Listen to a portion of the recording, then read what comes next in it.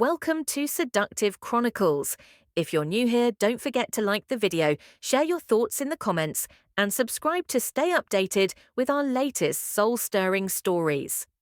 Now, settle in, because this one, it's going to stay with you long after the video ends. It was a Tuesday morning, the kind that arrives dressed in grey, cloaked in mist, and whispering a quiet invitation to stay curled up in bed with a warm cup of tea. The drizzle outside seemed endless, pattering gently against my kitchen window while I sat in silence, wrapped in my robe, fingers curled around a steaming mug of chamomile. I was 52, living alone in a cosy cottage on Maplewood Lane, a street where everyone waved and smiled, but no one really knew anyone, you know what I mean? It was all pleasant gestures and polite nods, but empty of intimacy. Life was calm, manageable, comfortable, some might say. But if I'm being honest, it was lonely. Deeply, quietly lonely. That morning, as I watched raindrops race each other down the glass, I felt the familiar ache of solitude. My son David had long since moved to the city, buried in the whirlwind of his own life.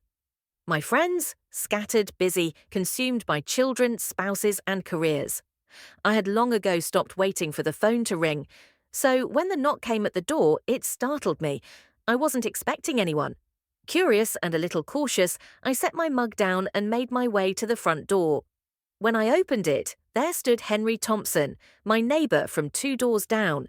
He was in his late 60s, tall, with a dignified posture, silver hair, and the kind of soft, steady eyes that made you feel immediately at ease. We'd shared casual greetings over the years, hellos while collecting the mail or tending our gardens, but nothing beyond that. Today he held a small, wrapped package in both hands, and he looked nervous. "Good morning, Linda," he said gently. "I hope I'm not disturbing you." "Not at all," I replied, smiling, surprised. "What brings you over, Mr. Thompson?" "Please," he chuckled, "call me Henry." He shifted, almost bashfully. "I saw this at the farmer's market over the weekend. Thought of you. I know you enjoy gardening. It's not much, just a little something to brighten your day." I took the package, stunned by the thoughtfulness. Inside was a beautiful ceramic planter, painted delicately with vines and soft blue flowers. The kind of thing I would have picked for myself. I thanked him, genuinely touched. It had been years since someone brought me a gift for no reason at all. Later that day, I planted a fern in it and set it on the front porch. As I did, I found myself glancing down the street toward Henry's house more than once. I realized, with a quiet jolt, I knew almost nothing about him, just that he was a widower and that he'd lived on Maplewood Lane as long as I had. The next morning, I baked a batch of oatmeal cookies using my grandmother's old recipe. On a whim, or maybe courage, I walked them over to Henry's place. When he opened the door, surprise lit up his face. "Linda," he said warmly. "I wanted to thank you for the planter," I said, holding up the plate. "It was thoughtful, and honestly it made my day." He smiled, eyes crinkling at the corners. "You didn't have to do that, but I appreciate it. Would you like to come in for coffee?" I hesitated, but only for a moment. "I'd like that." His home was cozy, filled with books, photographs, and the smell of fresh pine wood. We sat at his kitchen table, mugs in hand, and talked about gardening, music, travel, life. And just like that, hours slipped by. It was easy, natural, unforced. As I walked home that evening, I realized something quietly profound. I had missed this. Not just conversation, but connection. The kind that sees you, the kind that listens. That small gesture, his gift, had cracked open a door I didn't even know was there. In the days that followed, the rain cleared and the street took on a golden glow. Even the garden looked brighter, as though it too had been awakened. Or maybe it was just me, seeing things differently now. I began to think of Henry more often, his quiet strength, the way he listened. Not to respond, but to understand. That kind of attention? It's rare and deeply healing. One morning, while I was pruning my roses, I heard his footsteps on the sidewalk. "Good morning, Linda," he called. "Your roses are stunning." "Thank you," I said, smiling. "Would you like a closer look?" He stepped through the gate, and I showed him the reds, the pinks, the soft cream whites. He admired them all, asking thoughtful questions.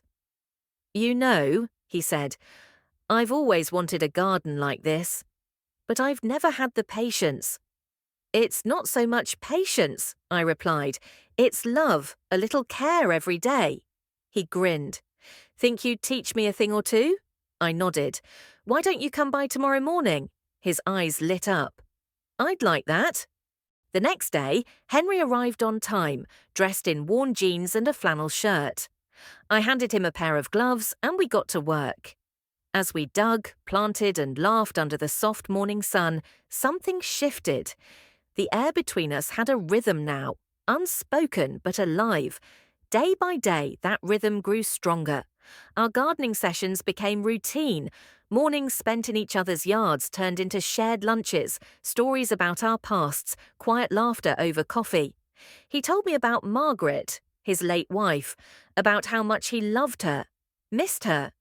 "She was the love of my life," he said softly one evening as we sat on my porch. "But spending time with you, I think she'd be glad to see me smile again." I blinked away tears, feeling both honoured and humbled.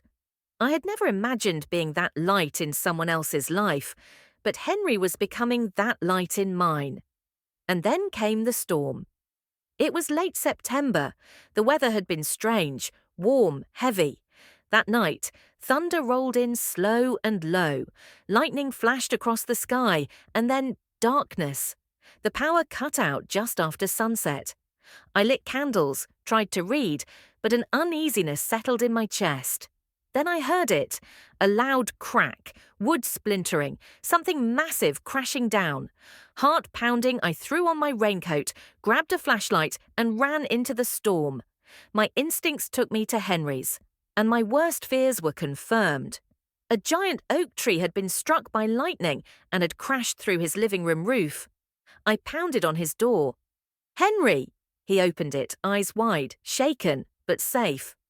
"I'm fine," he said, "but the house—" "You can't stay here tonight," I said firmly. "Come to my place, please."